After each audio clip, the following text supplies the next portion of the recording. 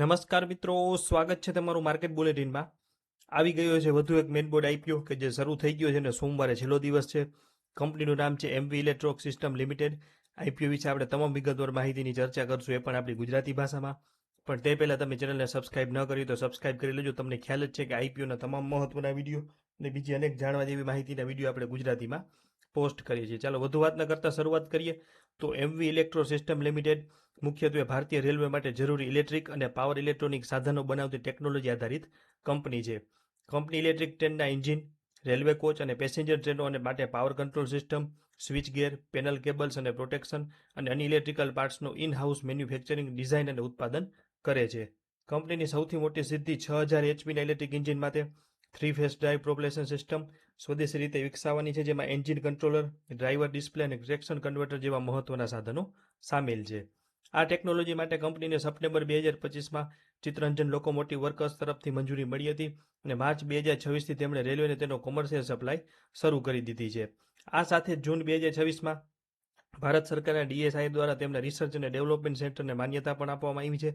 ભારત સરકારના make in India અને રેલવેના ઝડપી વીજળીકરણનો સીધો ફાયદો મેળવીને કંપની આજે રેલ પ્રોપલ્શન ટેકનોલોજી ક્ષેત્રે પોતાની આગવી ઓળખ ઊભી કરી રહી છે. આ કંપની જે વસ્તુ બનાવે છે તેની ઇમેજ છે, એટલે તમે સમજી શકો છો કે આ કોઈ નાની એવી રેલવે પાર્ટ સપ્લાય કરતી કંપની નથી, પણ એક ખાસ પ્રકારની ટેકનોલોજી કંપની છે. આગળ વાત કરીએ કંપનીના ટાઈમ ટેબલની, તો 30 તારીખથી શરૂ થઈ ગયો છે, સોમવારે પૂરો થાય છે. 3 તારીખે ₹5ની ફેસ વેલ્યુ, 425નો ભાવ, 34 શેરની લોટ સાઇઝ અને 290 કરોડનો પૂરેપૂરો ફ્રેશ ઇસ્યુ. 29 તારીખે એન્કર બુક આવી છે, જેની આપણે છેલ્લે ચર્ચા કરશું. કેટેગરી ડિટેલ્સની વાત કરીએ તો રિટેલર માટે 10%, 34 શેરની લોટ સાઇઝ, 14,450ની અરજી અને 20,069 અરજીઓ અનામત રાખવામાં આવેલી છે. આઈપીઓ નાનો છે. સ્મોલ એચએનઆઈની વાત કરીએ તો 474 શેરની અરજી કરવાની રકમ થાય 2,02,300 અને તેના માટે 717 અરજીઓ અનામત રાખવામાં આવેલી છે. બિગ એચએનઆઈ કોટામાં અરજી કરવા માટે 2380 શેરની અરજી કરવી પડે, રકમ થાય 10,11,500 અને તેના માટે 1434 અરજીઓ અનામત રાખવામાં આવેલી છે. હવે વાત કરી લઈ પરિણામની, તો નાણાકીય વર્ષ 2024ની સરખામણીએ 2025માં કંપનીની કુલ આવક 27% વધી અને 64 કરોડ થઈ, પરંતુ ચોખ્ખો નફો 1,40,00,000 થયો. આવક વધવા છતાં નફો ઓછો રહેવા પાછળનું મુખ્ય કારણ છે કે કંટ્રોલ પેનલના માર્જિન ઘટવાના કારણે કાચા માલનો ખર્ચ આવકના 50%થી વધીને 58% થઈ ગયો.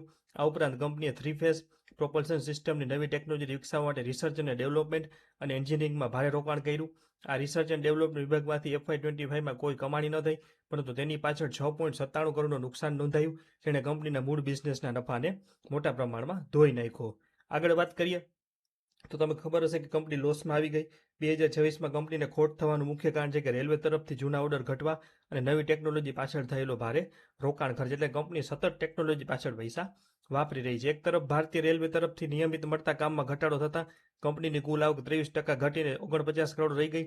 બીજી તરફ કંપની નવી 3 ફેઝ પ્રોપલ્શન સિસ્ટમનું કામ શરૂ કરવા માટે કર્મચારીઓ ડબલ, એટલે કે 96 કર્મચારીઓથી વધારીને 208 કર્મચારી કર્યા, જેનાથી પગાર ખર્ચો 13 કરોડથી વધુ પહોંચ્યો. ઉપરાંત શરૂઆતમાં મોંઘા ભાવે ખરીદેલો કાચો માલ વાપરવો પડ્યો અને R&D તથા એન્જિનિયરિંગ પાછળ મોટો ખર્ચ કરવો પડ્યો. આ નવી પ્રોડક્ટમાંથી માત્ર 4.70 કરોડની આવક સામે 19 કરોડનો ખર્ચો થતાં આ એકલા જ વિભાગમાં 14.5 કરોડથી વધુનું નુકસાન થયું. આ સિવાય વ્યાજ, નવી મશીનરી અને લેટ ડિલિવરીની પેનલ્ટીનો ખર્ચ ઉમેરતા કંપની FY25માં 1.40 કરોડના નફાની સામે FY26માં 12 કરોડ અને 63 લાખના ચોખ્ખા નુકસાન ઉપર આવી ગઈ. તો આ કારણ છે કંપનીને નુકસાનમાં આવવાનું. હવે આગળ વાત કરી લઈ તો 100% ફ્રેશ ઇસ્યુ છે. આપણે જેમ વાત કરી કે જેનો અર્થ એ છે કે જૂના પ્રમોટર કે શેરધારકો પોતાના શેર વેચીને પૈસા લઈ નહીં જાય. આ કોઈ ઓવેસ નથી, પરંતુ કોઈ પ્રોમોટર્સ પોતાની લોન ચૂકવવામાં પૈસા નહીં વાપરે. 290 કરોડનો પૂરેપૂરો બિઝનેસ ગ્રોથ માટે ઉપયોગ કરવામાં આવશે. આ ભંડોળમાંથી સૌથી મોટો ઇસ્યુ એટલે કે 180 કરોડ વધતી ઓર્ડર બુક પૂરી કરવા અને કાચો માલ ખરીદવા માટે લાંબા ગાળાની વર્કિંગ કેપિટલ તરીકે વપરાશે.